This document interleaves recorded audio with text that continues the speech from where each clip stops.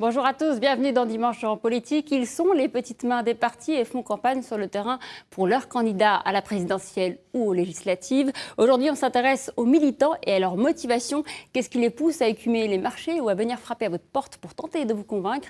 Eh bien, ils vont tenter de nous l'expliquer, en tout cas ceux qui sont là. Bonjour Evelyne Estrade, bonjour. Vous êtes militante d'Europe Écologie Les Verts, scientifique à la retraite. C'est exact. Annick Rapin, bonjour, également Bonjour. retraitée, ex-cadre d'entreprise. Vous militez dans l'Indre pour François Fillon. Tout à fait.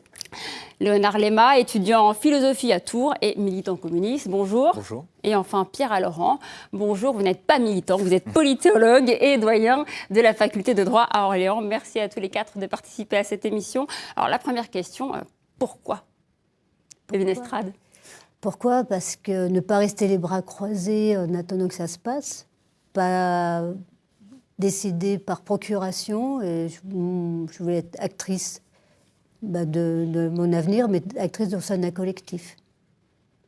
Et vous, Annick Rapin, qu'est-ce qui vous pousse à donner de votre temps aux candidats que vous défendez? Eh bien, pour ma part, je suis devenue militante au moment où j'ai arrêté mon activité professionnelle. J'avais dans mon activité des contacts fréquents avec l'extérieur et je me sentais à la fois le besoin de poursuivre ces contacts, de me rendre utile et l'adhésion et le militantisme dans un parti politique m'a paru être une bonne chose. Léonard Lema, vous avez déjà un long parcours de militant malgré votre jeune âge. Comment est-ce qu'il est né? Quel a été votre parcours? C'est un engagement familial? Alors, il y a bien sûr une forme d'engagement familial à travers mes parents et surtout mon père, mais je pense que aussi j'ai mon propre... il a été militant révolutionnaire en Uruguay, réfugié politique en France. Donc il y a tout un passé forcément familial, mais bon, on m'a jamais imposé quoi que ce soit dans la famille, on a toujours beaucoup débattu.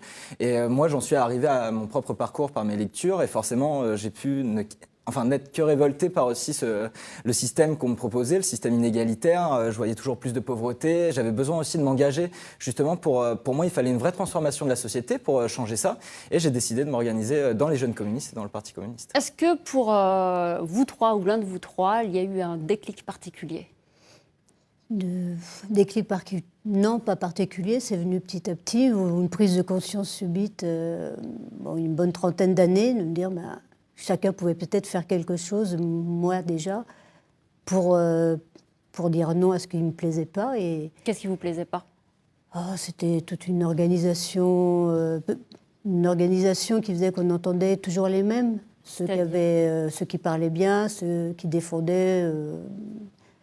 toujours les mêmes choses, pas forcément, qui faisaient pas forcément attention à ceux qui ont vraiment des problèmes, qui ne savaient pas élever leur voix. En fait, c'était déjà être un peu aussi un porte-parole, puis comprendre un peu le mode de fonctionnement et me dire comment on peut changer ça. Et me dire que c'était peut-être possible. Léonard Lema, est-ce qu'il y a eu un déclic pour vous? Aussi, peut-être comme madame, moi j'avais besoin de m'engager, je voyais que j'avais du temps. Je faisais déjà énormément d'activités, mais j'avais besoin aussi de donner de mon temps pour entre guillemets, une cause juste. Et donc, moi, qui pouvais me le permettre, j'ai mis mon énergie et mon temps au service des autres. Parce que forcément, il y a plein de monde qui ne peut pas s'engager. Hein. Ça, c'est une réalité aussi. Quand on a, quand on arrive dans la vie professionnelle ou qu'on a des enfants avec sa vie familiale, on ne peut pas forcément s'engager. Et peut-être que moi aussi, j'ai voulu m'engager justement pour donner de mon temps à ces personnes qui ne pouvaient pas forcément s'engager et aussi s'exprimer. Parce que l'an dernier, vous avez donné de votre temps pour manifester contre la loi travail. C'était important pour vous? C'était dans la suite de mon engagement, forcément. Enfin, je vous ai dit, je me suis engagé contre toute forme d'inégalité, contre toute forme de pauvreté. Cette loi précarisait encore plus les travailleurs et aussi les jeunes, parce que les jeunes sont quand même ceux qui sont amenés à entrer sur le marché de l'emploi, et on voyait que ce marché de l'emploi allait être de plus en plus précarisé. Donc forcément, en tant que jeune, je me suis mobilisé. Et j'étais pas le seul à me mobiliser. On a vu, Tours a été une des plus grandes villes étudiantes à se mobiliser, notamment contre la loi travail. Alors pour certains, le déclic, c'est un événement, une actualité qui a marqué les esprits. C'est le cas de Pascal Blanchet. Il milite pour le Front National, il habite Romorantin. Il s'est décidé après les émeutes de 2005 dans les banlieues. On l'a suivi sur le terrain. On vient vous voir, Pascal Blanchet de la Ville Paris. C'est pour la campagne de Marine Le Pen, si vous avez 2 minutes à nous accorder. Nul. Du tout. Bonne journée. Je vous remercie, monsieur. Une image d'extrême droite parfois difficile à infléchir pour Pascal Blanchet, engagé au sein du Front National depuis 2 ans. Entre 2 contrats professionnels, ce dessinateur industriel emploie son temps libre à occuper le terrain pour Marine Le Pen. Alors c'est oui, c'est non, mais vous avez forcément quelque chose qui est tranché. Donc, et en ça, c'est vrai qu'on ne perd pas de temps. On sait forcément à qui on s'adresse. Et dans tous les cas, effectivement, c'est extrêmement bénéfique et motivant. C'est d'avoir des médecins, c'est d'avoir C'est ce qui manque des vraiment. choses dans le local. Voilà, Sur les petits villages, ce qui c'est ça. manque partout ici, et puis voilà quoi. Dans ce village de 600 habitants du Loir-et-Cher, les militants FN sont presque en terrain conquis. Aux dernières élections régionales, la liste du parti a frôlé la majorité absolue au second tour. Frôlé. Je suis Pascal Blanchet et voici Mathilde de Paris pour la campagne de Marine Le Pen. Ah oui? Eh bien, allez-nous voir comment qu'a fait Marine Le Pen. Oui, c'est pas ma cliente. Ah, bah écoutez, Non. c'est très respectable. Allez-nous la voir. C'est très respectable. Bonne journée, monsieur. Moi, j'ai connu la Fourrière avec les fascistes. Hein. Ah, mais ça n'a rien Et à c'est voir. la même chose. Ah non, monsieur. N'en parlons pas. Qu'est-ce qui vous a amené à vous engager pour Marine Le Pen? Ça a été les émeutes qui se sont déroulées en 2005, si je ne vous dis pas de bêtises. Je crois que c'était à Clichy-sous-Bois. Il y a eu une prise de conscience à ce moment-là, parce que c'est vrai que j'ai eu du mal à encaisser le fait d'avoir, je crois que c'était à peu près 3 semaines d'émeutes. Hein. Mais on est loin des banlieues ici. Alors tout à fait, on est loin des banlieues, mais puisque vous me posez la question de savoir ce qui a été le déclencheur, Est-ce que vous êtes senti touché et concerné alors qu'on est vraiment très très loin? il y a eu un impact. Enfin, moi, j'ai ressenti ça comme, effectivement, comme une agression. Et je me suis dit, ce n'est pas possible de laisser perdurer quelque chose comme ça à travers en France. Et ils sont nombreux à faire la même démarche. Depuis que Marine Le Pen en a repris les rênes, le Front National a le vent en poupe. De 7 000 adhérents il y a 10 ans, le parti en compte 57 000 aujourd'hui. Alors Pierre Laurent, l'image du Front National a évolué avec Marine Le Pen, mais quand on milite comme Pascal Blanchet, on porte l'image du parti avec soi. Oui, même si l'entreprise de dédiabolisation a relativement fonctionné, on le voit bien aujourd'hui. Hein. On a relevé par exemple qu'au dernier débat, personne n'a remis en cause la présence de Marine Le Pen, qui représente effectivement maintenant entre un 5e et un quart de l'électorat français. Donc bon, c'est devenu incontournable.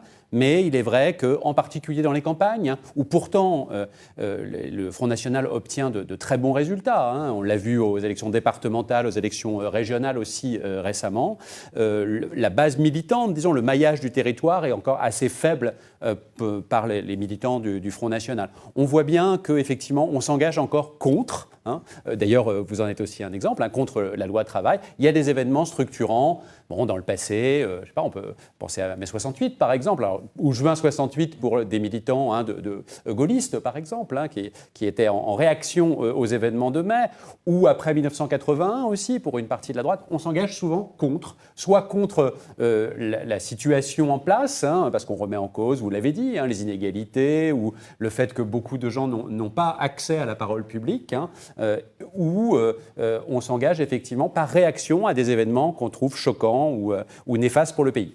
Ce porte-à-porte, est-ce qu'il a encore une raison d'être aujourd'hui à l'ère des réseaux sociaux? Alors, le porte-à-porte, hein, en France, on peut le dater, c'est la campagne d'Obama, en quelque sorte, hein, qui avait beaucoup marqué et qui a été en quelque sorte importée, la première campagne, hein, la première élection d'Obama, qui a été copiée, entre guillemets, par le Parti socialiste, par l'ensemble des partis ensuite.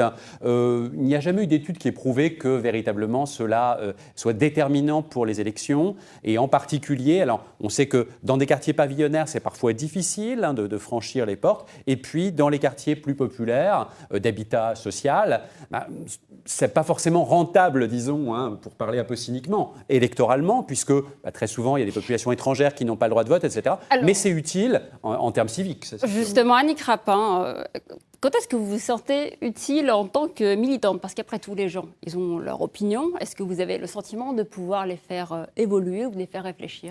Alors je crois qu'il y a plusieurs catégories d'électeurs. Il y a ceux qui sont qui sont pour un parti et qui de toute manière voteront pour le parti pour lesquels ils ont des convictions, qu'on ne fera pas changer d'avis. Et puis il y a une frange de population, de personnes qui sont hésitants. Et quand vous les rencontrez, comment vous essayez de faire passer vos idées ? Eh bien, c'est via le programme du candidat. Je crois que quel que soit le parti, c'est via le programme du candidat que l'on soutient. Mais vous pensez que vous arrivez à les accrocher parfois ?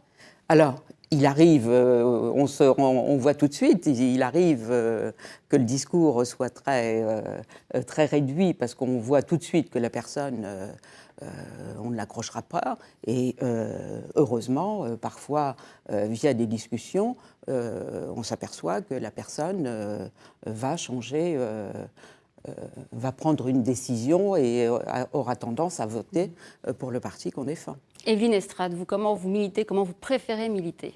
En allant sur le terrain, ça c'est sûr. Alors ça peut être le marché, ça peut être des événements particuliers qu'on aura mis en place. Pour nous, enfin moi, puis le groupe dans lequel je suis, l'intérêt c'est de rencontrer les gens, de discuter, mais sur des choses simples et sur du concret. Alors je suis Europe Écologie Les Verts, donc c'est peut-être un peu différent, même s'il y a une dimension politique quand même qu'on essaye de porter en même temps. Mais c'est vraiment la rencontre, même si, comme vous dites, c'est peut-être pas très porteur, mais c'est quand même ce qui est le plus intéressant pour nous, la rencontre, la discussion avec les gens. Et là, pour moi, c'est sur des actions concrètes qu'on pourra énumérer selon le contexte, selon l'endroit où on est, quoi. Pierre Laurent, pour un candidat à une formation politique, ne pas avoir de militants sur le terrain, est-ce que c'est préjudiciable ? Pas forcément. Bizarrement, on parlait tout à l'heure du Front National, on a constaté, en particulier aux élections départementales, que, et ce n'est pas leur faire injure, les candidats parfois étaient très peu présents, voire même complètement absents, faisaient campagne par procuration en quelque sorte, avec les portraits de Marine Le Pen, voilà, et ça suffisait pour faire parfois 40-45% des voix. Donc non, ce n'est pas forcément préjudiciable. Alors ceci dit, classiquement, et pour reprendre aussi votre question de tout à l'heure, on dit aujourd'hui c'est les réseaux sociaux, etc. On voit que la campagne finalement est très classique. Qu'est-ce qui marque, et en particulier dans les médias, quand vous faites un grand meeting réussi ou une grande manifestation de rue à la Bastille ou ailleurs, voilà, ça marque, ça montre votre force et votre force de conviction.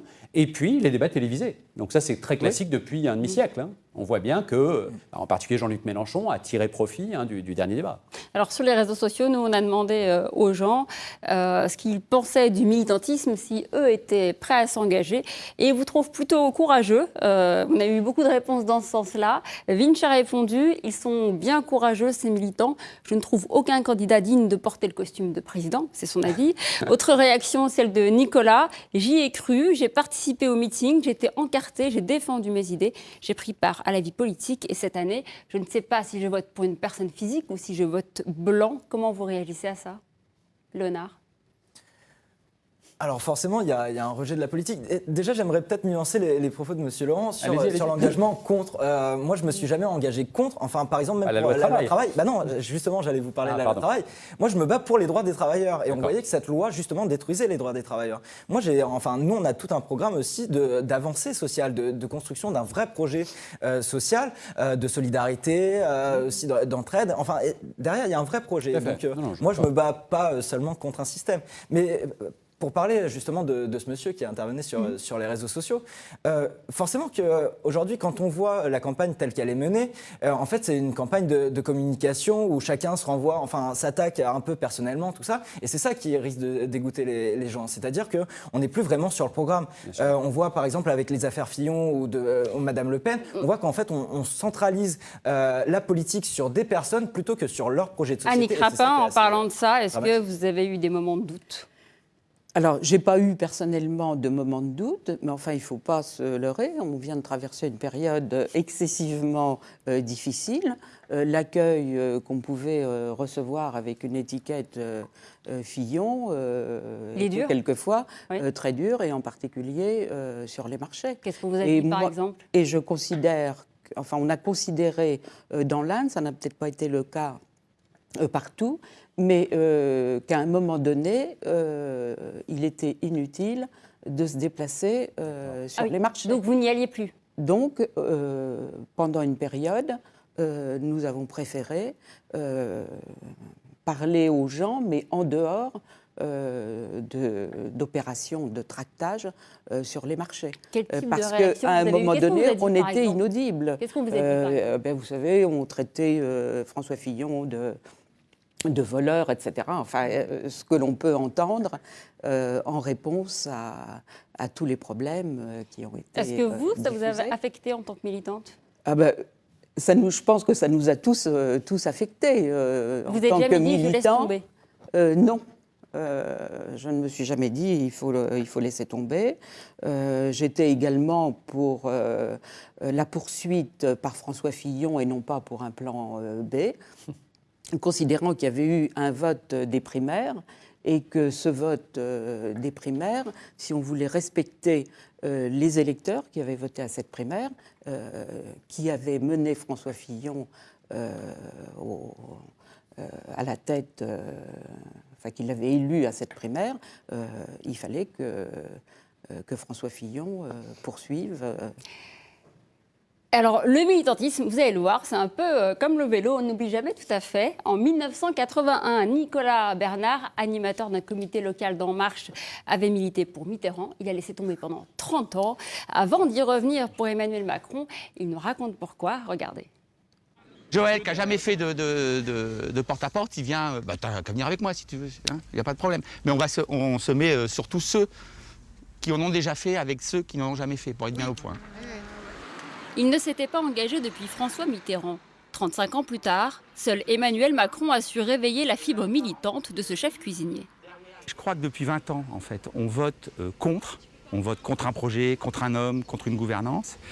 Et là, comme beaucoup, j'étais prêt à voter blanc.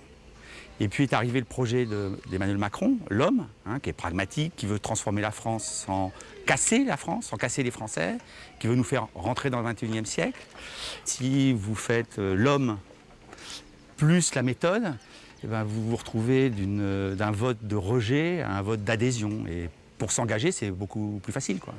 Si l'écrasante majorité des marcheurs n'a jamais adhéré à un parti, le mouvement s'est malgré tout rapidement structuré autour de ces 4000 comités locaux. Des comités mis à contribution pour l'élaboration du programme et pour démarcher les 40% d'électeurs indécis. Au moment, ça me plaît bien. Ah c'est déjà ça. Oui, il faudrait juste qu'il n'y ait pas trop de socialistes qui le rejoignent. Il y avait un bon truc sur BFM tout à l'heure. Est-ce que Valls y aille? Est-ce que ça ne va pas faire retourner les gens vers Fillon? Il a répondu, je ne sais pas si vous avez entendu, il a répondu que c'était un ralliement, c'est une voix. Dans plein de pays, on a eu des gens qui ont gouverné, qui avaient 40 ans, en Espagne, aux États-Unis, en Allemagne, partout. Il n'y a que chez nous où la jeunesse est un défaut. Moi, je crois que la jeunesse n'est pas un défaut. Une conviction partagée par Philippe Puyot, chef d'entreprise qui occupe 3 fois par semaine une place du centre-ville d'Orléans pour convaincre les passants. Pour moi, je ne vois pas actuellement ce qui se passe entre la présidentielle, bien quoi. Oui, mais justement, moi je défends donc Emmanuel Macron. Lui, non, je l'aime pas. Vous l'aimez pas? Bon, tant pis. En marche.fr, vous cliquez j'adhère, c'est gratuit. Et après, vous êtes dans la boucle pour recevoir toutes les informations. De toute façon, on est déjà en marche. J'espère. Merci beaucoup, bonne journée. Au revoir. Je pense qu'il ne faut pas du tout croire que c'est déjà gagné. Donc pour l'instant, moi je vois jusqu'au 23 avril, après le 7 mai, j'espère, après législative. Et puis après, moi je pense que je suis dirigeant d'entreprise, donc je pense que je retournerai à mon activité. Ces quelques mois de militantisme resteront donc une parenthèse dans sa vie. D'autres, en revanche, souhaitent prolonger leur engagement après la présidentielle. Pierre Laurent, quel regard vous portez sur cette campagne, un peu en dehors d'un parti classique ? C'est assez impressionnant. J'avoue que comme beaucoup, je pense, ici autour de la table, je n'y croyais pas trop au départ. C'est-à-dire, ce parti a à peine un an. Enfin, je ne sais pas si c'est vraiment un parti, mais donc ce mouvement, disons, mais voilà, ne jouons pas sur les mots. Effectivement, on peut le ressentir comme surtout une très bonne communication, très professionnelle, venant d'en haut en quelque sorte, mais qui a répondu à un besoin. Parce que sinon, on ne peut pas s'expliquer autrement cette réussite très, très rapide de gens qui étaient souvent un peu dégoûtés de la politique ou qui n'y étaient pas encore venus. Alors évidemment, pour ce parti, tout va se jouer au présidentiel, bien entendu. Soit Emmanuel Macron n'est pas élu, et je pense que très vite, ça fera pchit, comme disait Jacques Chirac, soit Emmanuel Macron arrive à l'Élysée, et effectivement, il va y avoir toute une structure derrière, y compris pour les législatives. On sait que les candidatures remontent déjà. C'est un mouvement très centralisé, curieusement, et très personnalisé, autour d'Emmanuel Macron, bien sûr. Et il y a une commission qui va faire le tri entre les candidatures. Ça va être très compliqué. Il va y avoir beaucoup de déçus, très certainement, puisqu'il y a évidemment la parité, mais ça, comme pour les autres partis. Il y a le désir de renouvellement. Et puis, il y a l'équilibre gauche-droite, enfin centre-gauche, centre-droit, qui est très délicat. Alors, l'ambiance de la campagne a découragé certains. En revanche, ça a encouragé d'autres, justement, à devenir militants. Annick Rapin, est-ce que ça a été votre cas? Est-ce que vous vous êtes dit, non, moi, je ne veux pas que les affaires influent trop sur la campagne, donc je vais militer d'autant plus? Oui, je m'occupe du comité de soutien à François Fillon. J'en suis responsable opérationnel sur le département de l'Indre. Et vraiment, l'objectif est de forcer d'être encore plus actif dans la campagne, de façon à faire en sorte que notre candidat parvienne le 23. Et pour vous, c'est quoi justement le trait de caractère pour continuer malgré les difficultés? Il faut être tenace, il ne faut pas se laisser abattre. Et Vinette, je vous vois sourire, c'est pareil pour vous? Oui, c'est pas du tout la même dimension, je pense. De toute façon, déjà au niveau présidentiel, on ne va pas parler tout à fait de la même chose. Puis nous, de toute façon, on a tellement envie d'être sur le terrain qu'on est déjà sur les législatives depuis un moment. En même temps, même tout ce qui peut se passer au national, c'est une chose. Nous, on va recueillir les avis des gens sur le terrain, les marchés ou autres, les manifestations qu'il peut y avoir dans la région. Parce que c'est ça pour nous qui est important, c'est ce relais qu'on peut faire déjà entre les gens, enfin notre entourage, et puis les nationaux autres. Mais bon, pour nous, de toute façon, on est sur les législatives actuellement, puis même on essaye de toujours être sur le terrain. Je rebondis même sur votre entourage. Élections. Vous militez depuis un certain nombre d'années. Est-ce que ça vous prend du temps sur la vie de famille, sur la vie Oui, personnelle? justement, je voulais réagir à ce qu'a dit Léonard. Moi, j'ai eu ma fille de famille et j'ai milité quand même. Donc, je crois que c'est juste une organisation. En même temps, j'ai milité pour que la femme ait de plus en plus, et je continue, pour que la femme puisse prendre sa place là où elle le veut. C'est-à-dire en tant que congé parental ou autre, que ce soit partagé. Parce que le militantisme, on doit pouvoir le faire à tout moment de sa vie, pas seulement quand on a le temps. Moi, je le fais plus maintenant, parce que j'en ai fait... j'ai 2 enfants, j'ai une vie de famille classique, donc j'ai travaillé classiquement.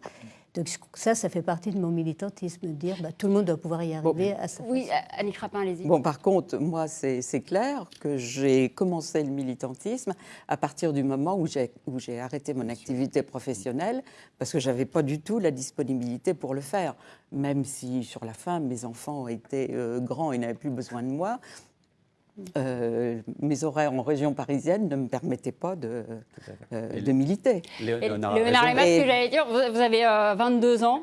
On se dit qu'à 22 ans, on fait beaucoup de choses dans sa vie, pas forcément du militantisme. Oui, mais moi c'est comme ça aussi que j'occupe ma vie, enfin chacun... Vous avez commencé à quel âge? Moi j'ai commencé à 16 ans, donc depuis que j'ai 16 ans, je m'engage dans diverses associations, parce qu'on parle là d'engagement politique, mais je suis aussi engagé associativement, je pense, comme certains d'entre nous, donc aussi syndicalement, donc enfin il y a plusieurs formes d'engagement. Complètement. Alors, pour vous c'est assez particulier, parce que c'est un premier pas dans un engagement politique qui va plus loin. Vous êtes candidat aux législatives, première circonscription de Tours. Est-ce que c'est une suite logique? Je ne sais pas si c'est une suite logique. Pour vous, en tout cas. Pour vous. Pas pour moi personnellement, parce que c'est pas pour moi que je m'engage. Moi, c'est pour des idées, c'est pour défendre un programme. Donc encore une fois, c'est pas moi qui me mets à disposition, c'est le parti qui me présente, c'est le Parti communiste qui met ma candidature à disposition des gens et du Rassemblement pour porter des idées. Mais j'aimerais rapidement revenir sur le reportage qu'on a vu précédemment sur l'engagement. Oui. On voit quand même que je pense qu'il n'y a pas le même sens de l'engagement que nous, on peut le porter par exemple sur ce plateau dans les militants pour Macron. Parce que déjà, par exemple, quand on voit, ils s'engagent pour une personne, encore une fois, et non pas pour un programme.